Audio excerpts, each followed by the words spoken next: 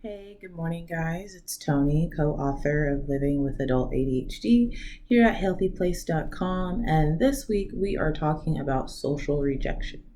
And more specifically, something I noticed that I did a lot as a teenager, and something I kind of still do a lot as an adult, is I kind of mask who I am.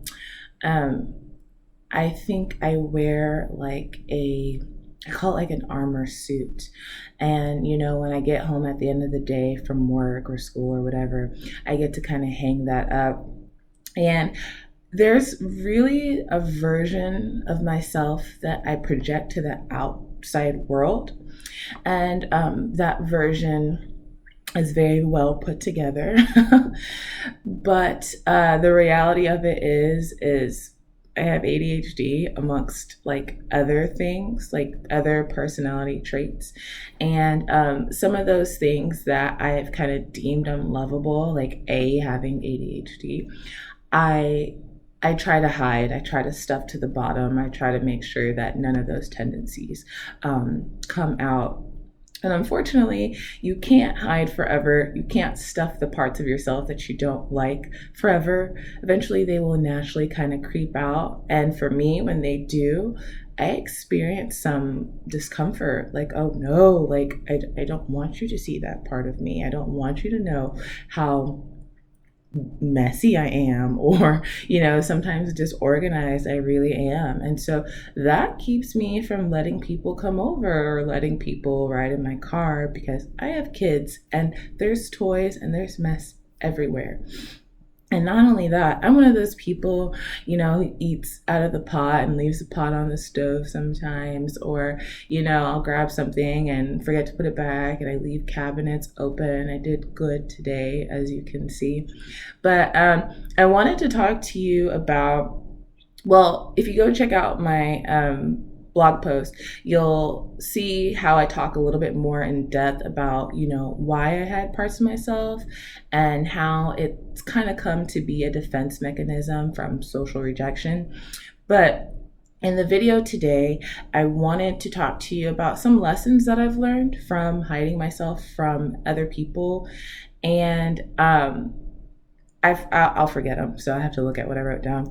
But one of the things I've learned is how to coach myself through the discomfort of being socially rejected. So, when someone does not like me or I'm getting like social disapproval, whether it be through work or whatever place, I experience it pretty heavy. So I have to be my own best friend in those moments. I have to talk to myself. I have to ask myself, what are you actually feeling? What's going on here? Is it sadness? Is it anger? Is it guilt? Are you embarrassed? I try to give the feeling a name. I learned that from Brene Brown, so that I can understand it more and it's not so heavy. And so, I've coached myself in that way. And once I've identified what I'm actually feeling, like sadness, like maybe I felt like I disappointed the person or something.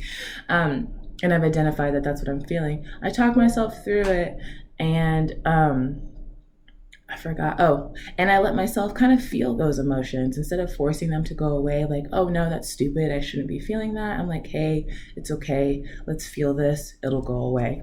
And it usually does. And so another lesson that I learned is how to accept the unpolished version of myself. I think when you have ADHD, it's not uncommon to have low self-esteem.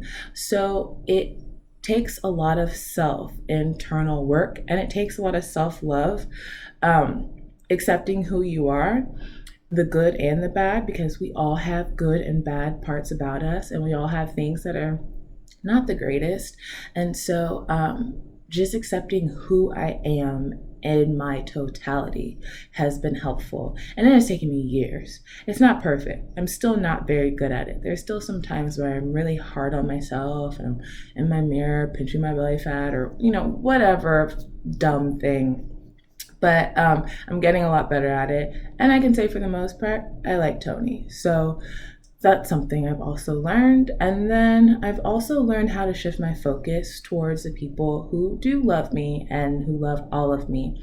There are people who are well aware of my many ADHD tendencies. And there are people in my life, my friends, my fiance, my kids, who love me the way I am. And so I try to remind myself of those people when I am feeling the heaviness of someone's disapproval or the heaviness of someone not liking me. I remind myself I have wonderful people in my life who love me, who think I'm awesome, my siblings included. And I call them up when I'm having those moments, and they never fail to make me feel better and make me feel loved and make me feel wonderful, because sometimes I can't always do that for myself. Sometimes you need the support and the community of people to kind of lift you back up when your spirits are down. So those are some things that I have learned from, always prettying up and polishing parts of my personality. I will say I'm getting a lot better with it. I'm getting a lot more comfortable with who I am.